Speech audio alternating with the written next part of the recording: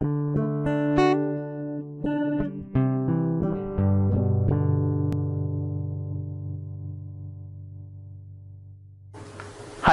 welcome to another video from SQLmaestros.com. My name is Amit Bansal and I'm going to be your host for this video. In this video, I'm going to show you how to find out the new system objects in SQL Server 2014. As a DBA, when we install the new version of a product, for example, you install SQL Server 2014, you would want to know what are the new dynamic management views, what are the new scalar functions, what are the new system functions, internal tables, system tables, extended stored procedures, etc., etc. Basically, you want to find out all the new system objects that are there in the new version of SQL Server. So in this technique, I'm going to use two virtual machines. One will be for SQL Server 2014 and another one for SQL Server 2012. And I'm going to compare the system objects between the two. And the difference is what will be the output. So let's get back to action. Let's begin. I have two virtual machines here, one for SQL Server 2014 and the other one for SQL Server 2012. And what we are going to do is all the system objects can be seen from sys.sysObjects system catalog, and I'm going to compare the result set of sysObjects system catalog of SQL Server 2014 versus SQL Server 2012 SP1, and essentially take out the difference between the two. So let's first connect to SQL Server 2014. What I first want to do is ensure that I can talk to my SQL 2012 VM. So I will switch on the command prompt, and from here I will ping my SQL 2012 VM. The host name for that is win2k8r2, and the good news is I can ping. That's fine. I'll close this window. I'm going to configure the SQL Server 2012 instance in that VM as a linked server here.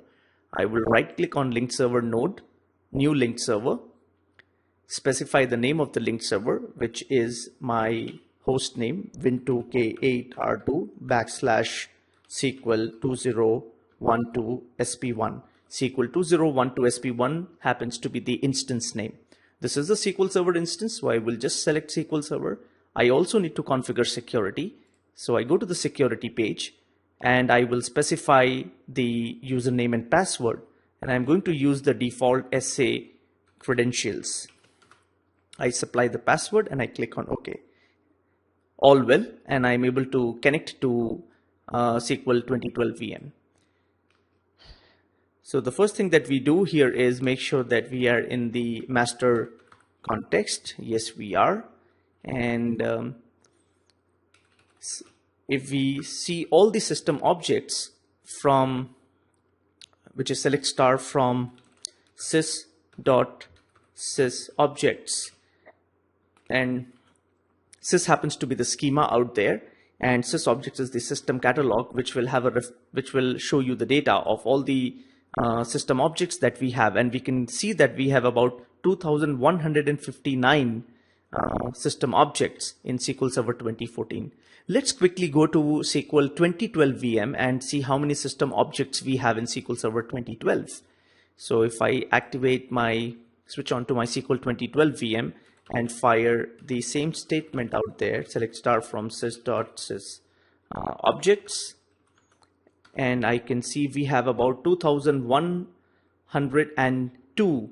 So that's pretty much about 50 plus new system objects that we have, and they could be any type of system objects. We need to figure out what those are. So let's go back to SQL Server 2014 VM and write down our script to figure out these new objects.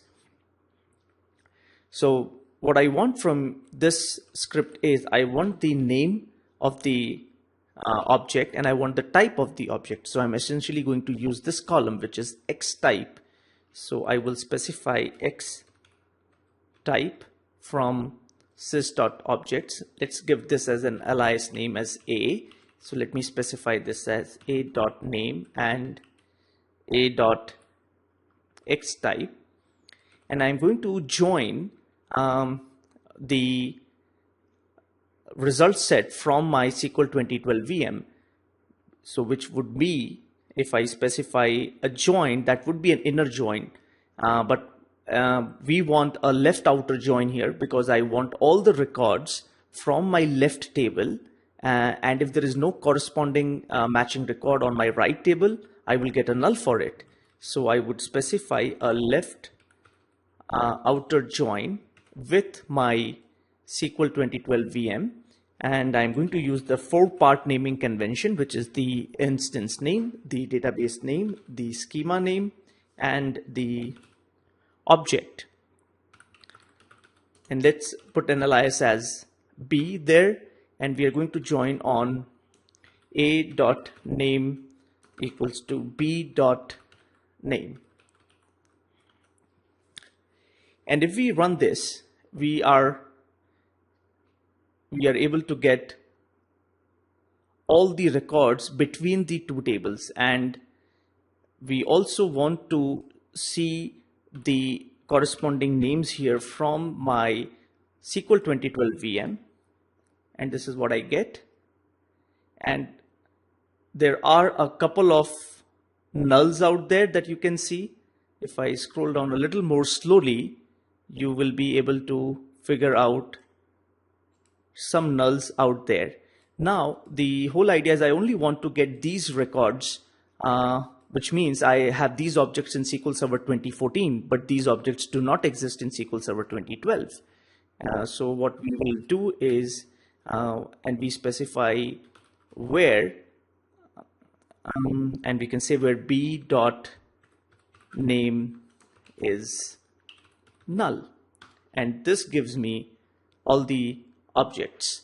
So we have about 58 new objects, system objects in SQL Server 2014. And if we just do a quick order by to see what are the different types of objects that we have, order by X type, and let's put it as a.xtype, and we can see that we have a new scalar function. So fn stands for scalar function. We have couple of new inline table functions. We have a few internal tables, and there are many new stored procedures. P stands for stored procedures. We have a couple of system tables. We have table functions. We have many of these DMVs, or to be more accurate, dynamic management objects. And we have just one extended stored procedure, sp_flush_log.